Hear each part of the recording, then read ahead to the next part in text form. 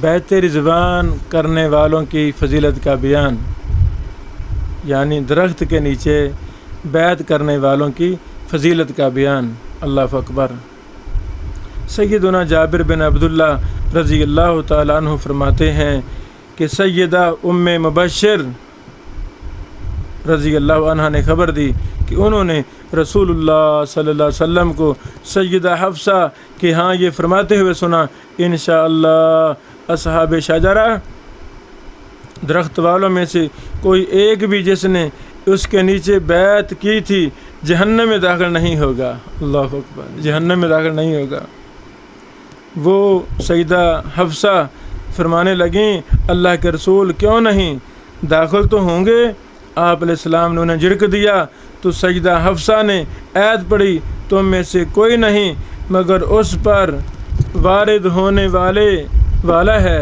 رسول اللہ صلی اللہ علیہ وسلم نے فرمایا، اس کے بعد اللہ تعالیٰ نے یہ بھی فرمایا ہے، پھر ہم تقوی اختیار کرنے والوں کو جہنم میں گرنے سے بچا لیں گے اور ظالموں کو اسی میں گھٹنوں کے بل پڑا رہنے دیں گے۔ سورۃ مریم آیت نمبر 71-72۔ اس میں ایک تو درخت کے نیچے بیعت کرنے والوں کی فضیلت کا بیان ہے، اللہ نے انہیں جہنم سے بچا لیا ہے۔ دوسری، اللہ اکبر اللہ اکبر، وہ صحابہ کرام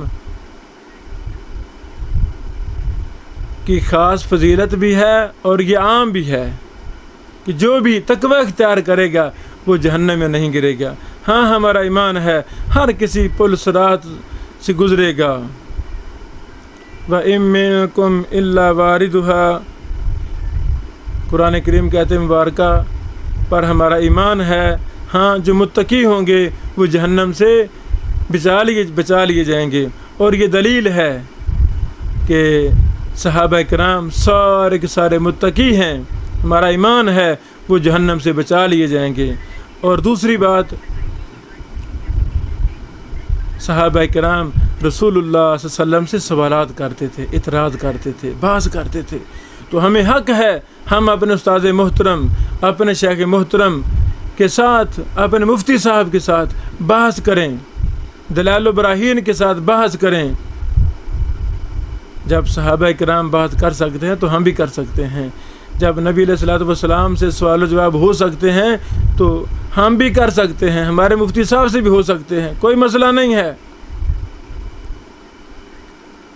جس قوم نے سوال کرنے چھوڑ دیے وہاں جہالت پیدا ہوئی، وہاں تقلید پیدا ہوئی، وہاں نقصان ہوا، فائدہ نہیں ہوا۔ اندھی عقیدت گناہ ہے،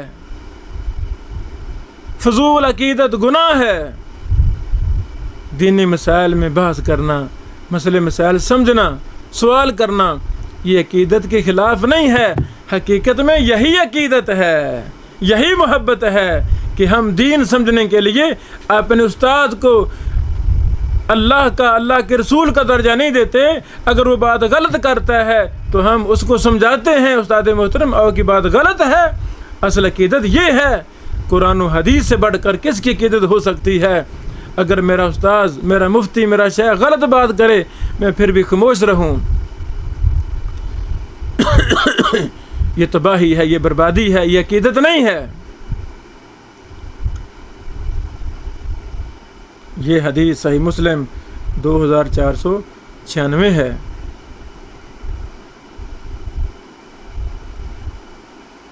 اللہ اکبر۔ سیدنا جابر رضی اللہ تعالیٰ عنہ سے روایت ہے، رسول اللہ صلی اللہ علیہ وسلم نے فرمایا، لا يدخل النار احد ممن بايع تحت شجرہ، جس کسی نے بھی درخت کے نیچے بیعت کی تھی وہ آگ میں داخل نہیں ہوگا۔ ماشاء اللہ، یہ حسن درجہ کی حدیث ابو داود 4653 ہے۔